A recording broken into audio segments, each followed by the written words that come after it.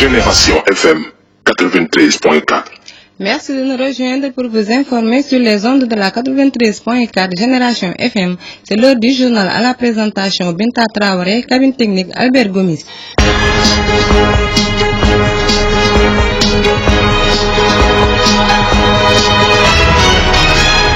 Semaine nationale de mobilisation des jeunes contre le VIH-Sida. C'est Ziguinchor qui accueille cette année la cérémonie officielle qui va enregistrer la présence du ministère de la Jeunesse.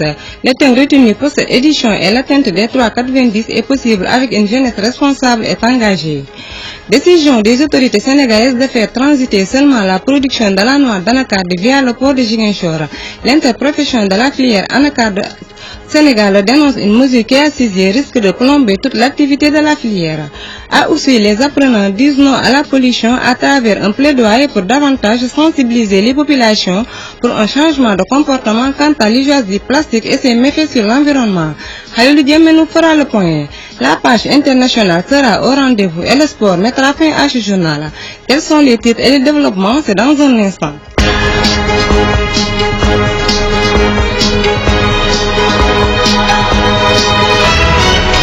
Génération FM 93.4.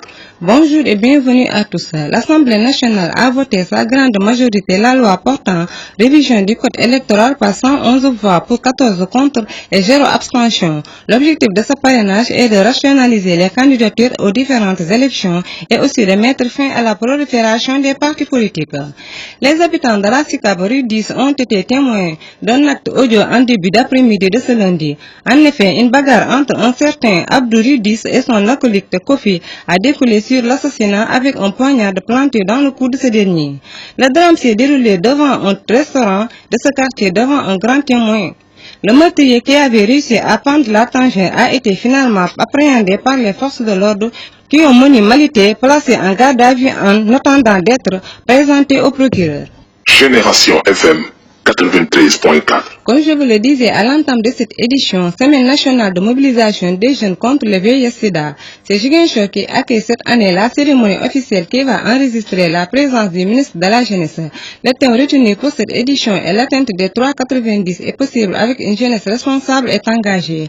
Le choix porté sur la région pour abriter la cérémonie réjouit l'inspecteur régional de la jeunesse qui voit une opportunité de créer les conditions d'une prise de conscience autour des enjeux du combat contre le VIH-Sida. Voici Jean-Louis Dacosta. Durant cette semaine, n'est-ce pas, le ministère de la Jeunesse va développer sur toute l'étendue du territoire national des stratégies avancées, n'est-ce pas, avec toujours la collaboration du CNRS, du Conseil national de lutte contre le sida, n'est-ce pas. Ainsi, pour cette année, chaque année, le ministère de la Jeunesse, monsieur le ministre, choisit une région pour procéder au lancement. Et cette année, c'est la région des Ziguinchor qui a été choisie. Et c'est à cet effet que j'aimerais remercier monsieur le ministre de la Jeunesse, monsieur Pape Gorguindong, pour avoir, n'est-ce pas, eu à faire choisir Ziguinchor. Parce que c'est un choix qui est judicieux. Tout simplement, compte tenu du fait que Ziguinchor est une région, est une zone frontalière, n'est-ce pas. Et aussi, Ziguinchor, et aussi, c'est la capitale de la Casamance. Tout à fait. Donc, parce que, effectivement, en procédant au lancement, n'est-ce pas, dans la région de Ziguinchor, cela aussi concerne à la fois toute la Casamance. Donc, le jeudi 21, le ministre de la Jeunesse, M. Pape Gorguindong, va procéder au lancement, n'est-ce pas, de la semaine nationale de mobilisation des jeunes contre le VIH-Sida. Ici à Ziguinchor. Ici à Ziguinchor. Le ministre de la Jeunesse sera ici à Ziguinchor. Voilà, ici, le jeudi 21. De Ziguinchor. Voilà. L'autorité de tutelle a déjà saisi l'autorité administrative de région, le gouverneur, pour déjà prendre toutes les mesures, n'est-ce pas, qu'il faut pour préparer l'activité et ainsi la réussir. À cet effet, le gouverneur de la région a déjà eu à appeler plusieurs réunions. Un CRD a déjà été fait, n'est-ce pas. Ensuite, un comité de pilotage a été mis en place.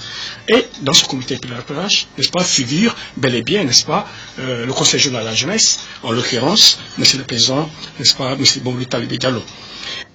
Le choix de Ziguinchor n'est pas fortuit compte tenu du fait que la région a encore des défis à relever dans la lutte contre la prolifération de la maladie chez les jeunes, a laissé entendre la conseillère technique SIDA à la région médicale de Ziguinchor. Maïmouna Tall vient de relever que 2% des 1064 patients atteints de VIH/SIDA dans le seul district de Ziguinchor sont des jeunes âgés de 15 à 19 ans.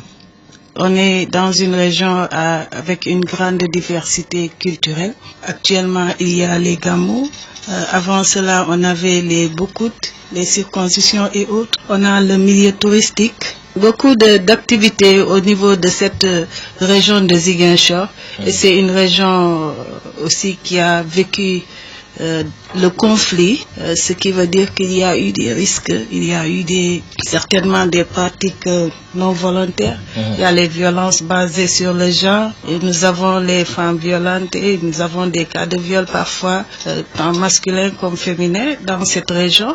Donc même si la culture fait que beaucoup ne le disent pas, mais ce n'est pour rien que nous avons parfois les mouvements de femmes comme les réseaux avec la Badianougor ou bien les réseaux Sigé-Djiguet qui sont les avocates de ces personnes, de ces cibles parfois qui sont violentées. Pour ce qui est du VIH, SIDA, on peut dire juste dans notre localité, et si nous prenons juste notre département qui est Ziguinchor, nous avons un nombre de 1064 personnes qui sont suivies du VIH, avec un taux de 2,19% chez les jeunes de 15 à 19 ans. Même si on a une prévalence régionale de 1,0%, mais il y a des régions, des localités où quand même ça reste encore ça, c'est alarmant. Les jeunes de leur côté estiment avoir bien été pris en compte par le thème de cette année. C'est un cadre de vulgarisation des méthodes de prévention à l'endroit des jeunes couches la plus sensible à la maladie qui est offert aux jeunes, pense Mamadou Talibé Diallo, président du conseil régional de la jeunesse de Ziguinchor. Remercier le ministère de la jeunesse d'avoir choisi la région de Ziguinchor pour le lancement de la semaine Jeune Sida. Parce que nous pensons que c'est une manière également de rappeler aux jeunes que cette pandémie existe toujours et qu'on ne doit pas vraiment la négliger et même l'occulter. Et donc c'est le moment de pouvoir les sensibiliser, les rappeler aux méthodes de prévention afin qu'on puisse avoir une jeunesse saine. Parce que si cette jeunesse-là n'est pas saine, tout ce que nous allons vraiment entreprendre, ça va entrer dans l'eau. Parce que nous pensons que pour qu'une personne puisse penser au développement, il faut d'abord qu'il soit d'abord sain, qu'il soit en bonne santé et que le sida est une réalité. Donc nous remercions le ministère à travers lui et l'inspecteur régional de la jeunesse qui a pu démarcher afin que le ministre puisse venir faire le lancement ici à Ziguinchor. Génération FM 93.4. Décision des autorités sénégalaises de faire transiter seulement la production de la noix d'anacarde via le port de Ziguinchor. L'interprofession de la filière anacarde au Sénégal dénonce une mesure qui à ses yeux risque de plomber toute l'activité de la filière. Lamine Sène, son président, qui dénonce une impréparation de la mesure, invite l'État à revenir sur sa décision en libérant le port via la voie terrestre.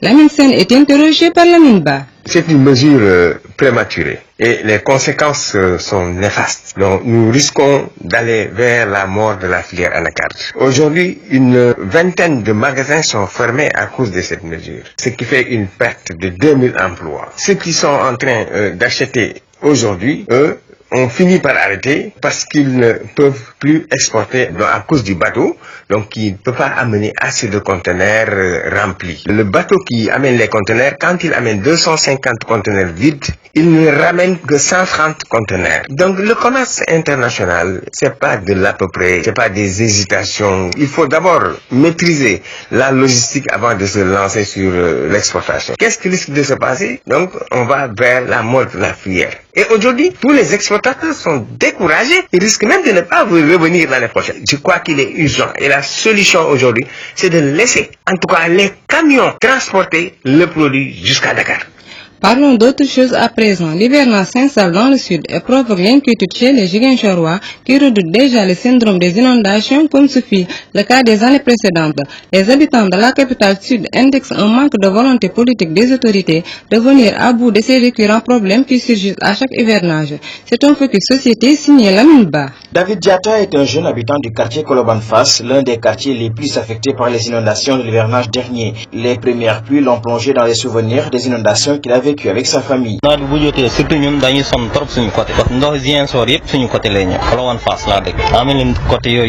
C'est ici que convergent presque toutes les eaux de pluie de la ville de Ziguinchor, de Grand Dakar jusque vers l'hôpital régional. On souffre véritablement ici. Nos maisons sont conquises par les eaux et on enregistre beaucoup de dégâts matériels. Moussa Thiam habite sous Koupapaye, un autre quartier qui enregistre beaucoup de dégâts durant l'hivernage du fait des difficultés liées à l'évacuation des eaux de pluie.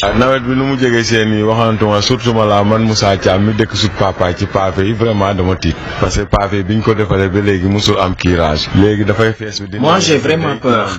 Rendez-vous compte que depuis que cette route a été faite, elle n'a jamais été curée. Conséquence, les eaux de pluie peinent à être évacuées et quand les canaux se remplissent, ils déversent les eaux dans nos maisons. Vraiment, c'est une situation qui nous inquiète énormément.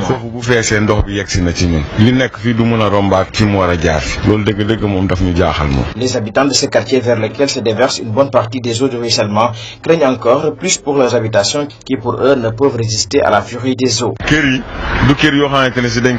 Le problème avec nous, c'est que la plupart des habitations sont construites ici en banco. Et quand les eaux stagnent, ça risque de faire effondrer ces maisons. Les eaux de pluie se mélangent le plus souvent aux saletés transportées d'un quartier à un autre, faute d'un plan d'assainissement adéquat. C'est l'insalubrité que cet état de fait risque de générer dans son quartier qui empêche à peine d'assister de fermer l'œil depuis que le ciel a changé de physionomie.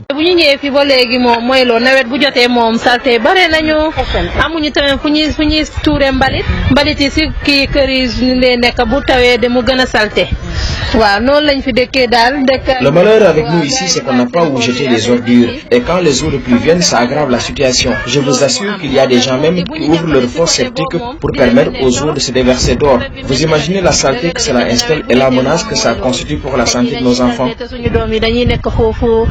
Ce qui dérange les Ziguinchorois, c'est le fait que les engagements des autorités, qu'elles soient étatiques ou municipales, ne soient pas suivis d'actes concrets. Ça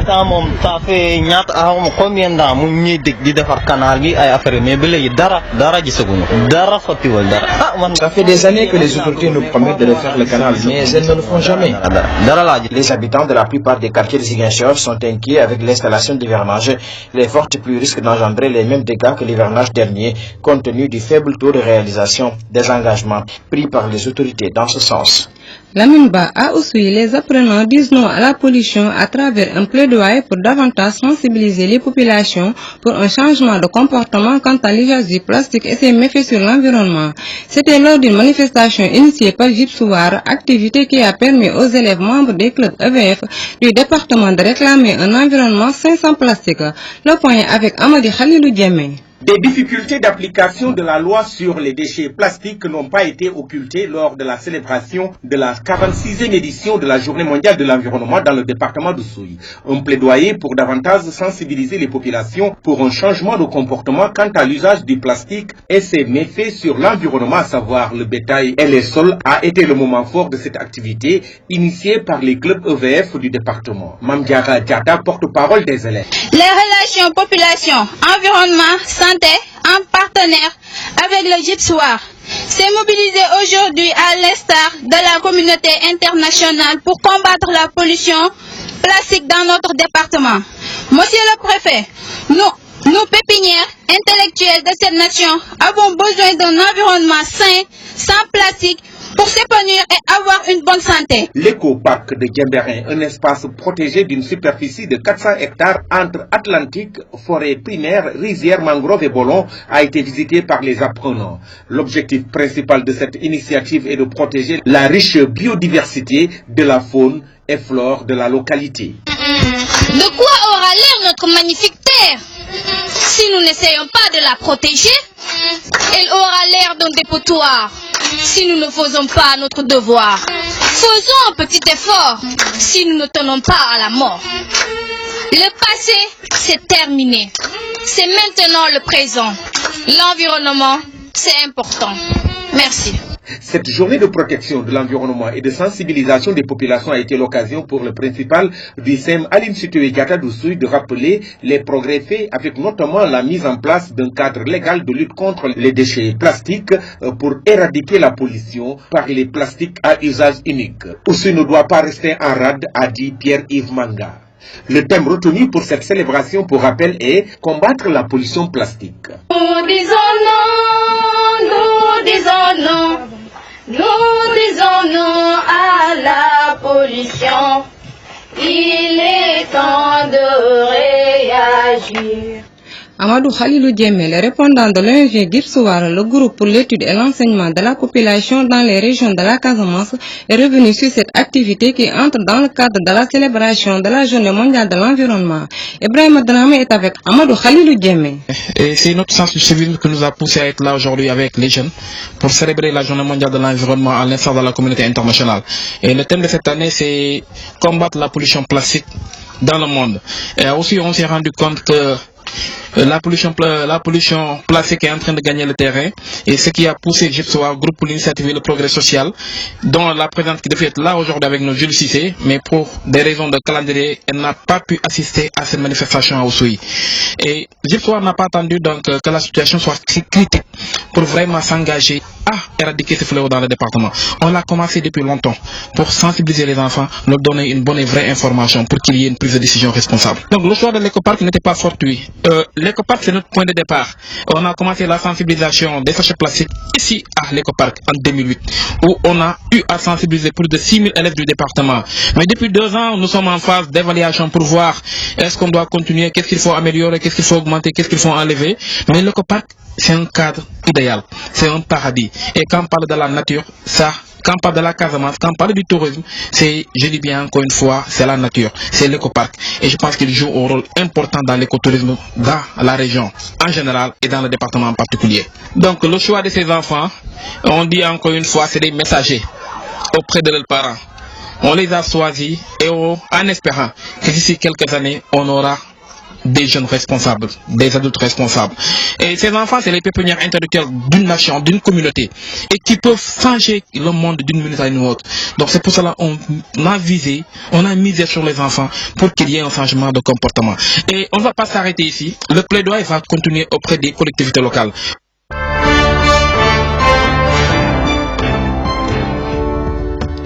Un tour à l'international. En Gambie, au moins 2 personnes sont mortes lundi 18 juin lors d'une manifestation. Les défenseurs de l'environnement se sont regroupés à Farababanta, petite ville située à une 50aine de kilomètres de Banjul.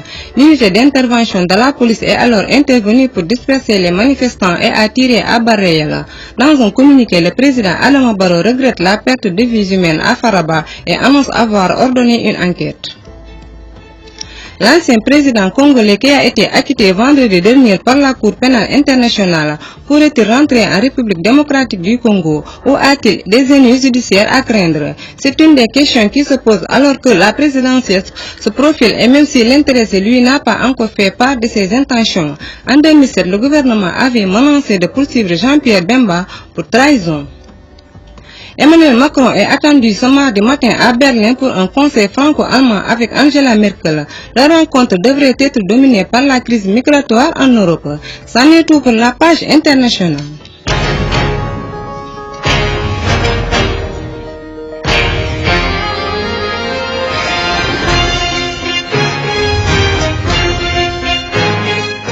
Le sport, ce 19 juin 2018, face à la Pologne, l'équipe du Sénégal va effectuer son grand retour en Coupe du Monde après 16 années d'absence avant d'affronter le Japon et la Colombie. Le sélectionneur Aliou Cissé, qui était capitaine des Lions de la Teranga en 2002, évoque pour RFI ses souvenirs de cette épopée et ses espoirs ainsi que ses ambitions pour le Mondial 2018.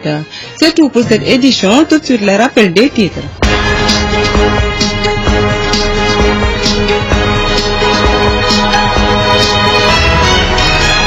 Semaine nationale de mobilisation des jeunes contre le VIH/Sida. C'est Ziguinchor qui accueille cette année la cérémonie officielle qui va enregistrer la présence du ministère de la Jeunesse.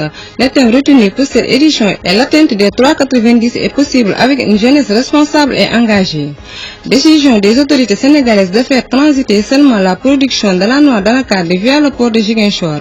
L'interprofession de la filière anacarde au Sénégal dénonce une mesure qui a saisi risque de plomber toute l'activité de la filière.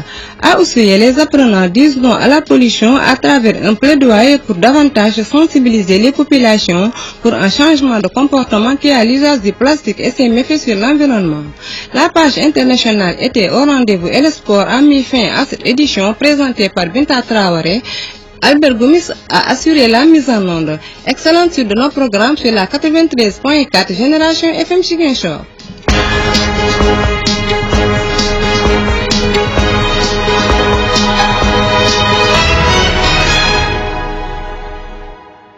Génération FM 93.4. Génération FM 93.4. Génération FM 93.4. Génération FM 93.4. Génération FM.